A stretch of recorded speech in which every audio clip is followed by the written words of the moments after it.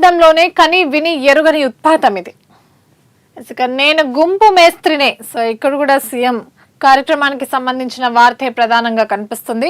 ప్రభుత్వ ఉద్యోగులంతా నా గుంపే, ఈ గుంపే నా బలం ధైర్యం, ప్రజలకు ప్రభుత్వానికి వారధి నేను అంటూ కూడా కామెంట్ చేశారు ఆయన. ఉద్యోగులకు ఉచిత ప్రమాద బీమా పథకం ప్రారంభోత్సవంలో భాగంగా ముఖ్యమంత్రి రేవంత్ రెడ్డి చేసిన వ్యాఖ్యలువే. ఇక అలాగే ఉద్యోగుల భద్రత ప్రభుత్వ బాధ్యత, అందుకే ప్రమాద బీమా అంటూ కూడా కామెంట్ చేశారు ఆయన. సో బ్రతికున్నప్పుడే బంధాలు, కుటుంబానికి భరోసా ఇచ్చేందుకే ఈ పథకం. ప్రజల కోసం పనిచేసే ఉద్యోగులకు ప్రభుత్వం తోడుగా ఉంటుంది అంటూ కూడా స్పష్టం చేశారు.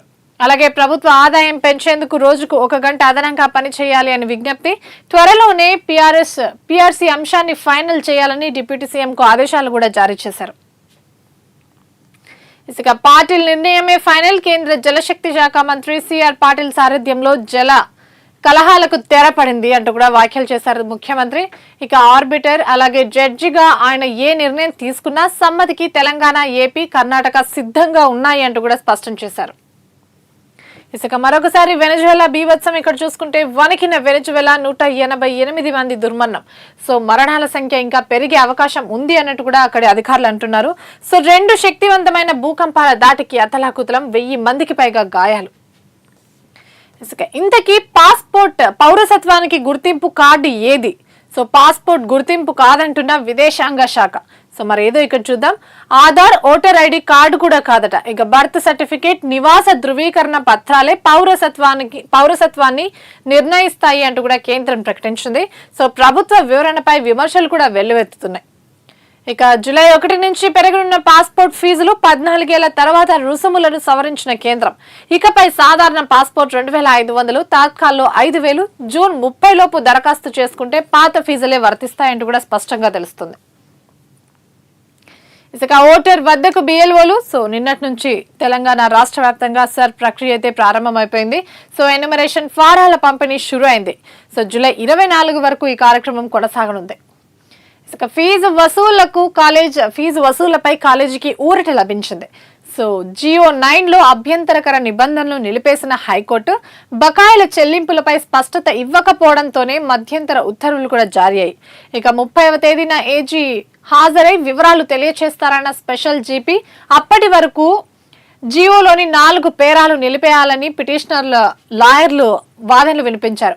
అలాగే దీనికి సంబంధించిన న్యాయమూర్తి జస్టిస్ శ్రీదేవి 4 పేరాలు 30 వరకు నిలిపివేత. సో తమ ఇబ్బందులను తెలియజేస్తూ పలువురు విద్యార్థుల ఇంప్లీట్ పిటిషన్ దాఖలు చేసిన సందర్భంగా కోర్టు విచారణ జరిపించింది. ఇక మనకు మాటలు ఢిల్లీకి మూటలు. సో ప్రభుత్వాన్ని ఉద్దేశిస్తూ కేటీఆర్ చేసిన వ్యాఖ్యలు ఇవి. ఇక ముఖ్యమంత్రి రేవంత్ రెడ్డిపై కేటీఆర్ ధ్వజం. కేసీఆర్ అభివృద్ధి సంక్షేమ పథకాలకు అప్పు చేశారు. రేవంత్ సర్కార్ పేదలకు మాటలు చెప్పి ఢిల్లీకి మూటలు పంపిస్తుంది అంటూ కూడా కామెంట్ చేశారు ఆయన. తెలంగాణ ప్రజల జీవితాలను ఢిల్లీకి పనంగా పెడుతున్నారు అంటూ కూడా కామెంట్ చేశారు. ఇక సర్ షురు ఇంటింటికి వెళ్తున్న బిఎల్ఓలు. హైదరాబాద్ లో మొదటి రోజు నమోదు 53%, 0.53%. గ్లోబరీనా పాపం బీఆర్ఎస్దే. సో నాడు ఇంటర్ బోర్డులోనే ఏరి పారేస్తే ఇవాళ నీట్ దాకా వచ్చేదా అంటూ కూడా సీఎం గత ప్రభుత్వాన్ని నిలదీశారు. ఇక రాష్ట్రం నాశనమైనా పర్వాలేదు, వాళ్లకు మాత్రం అధికారమే ముఖ్యం. స్పెషల్ ఫ్లైట్లలో వెళ్తూ మెట్రో, ఆర్ఆర్ఆర్ లాంటి ప్రాజెక్టులని అడ్డుకుంటున్నారు అంటూ కూడా ధ్వజమెత్తారు. అలాగే ఉద్యోగులు గంట ఎక్కువ పనిచేయాలి, ఆదాయం పెంచాలి. సో పెరిగే ప్రతి పైసాను ఉద్యోగులు ప్రజల సంక్షేమానికే ఖర్చు చేస్తామంటూ కూడా ముఖ్యమంత్రి స్పష్టం చేశారు. ఇక నాలాల నిండా ప్లాస్టిక్ గుట్టలు. సో చెత్తను డ్రైనేజీలో వేస్తున్న పబ్లిక్, డ్రైన్లు నిండి రోడ్లపైకి మురుగునీరు వస్తున్నాయి. సో వాన పడ్డం ఆలస్యం, మునుగుతున్న కాలనీలు, దోమలు, ఈగలు పెరిగి సీజనల్ వ్యాధుల ప్రబలే ప్రధానం. సో ఏటా 100 కోట్ల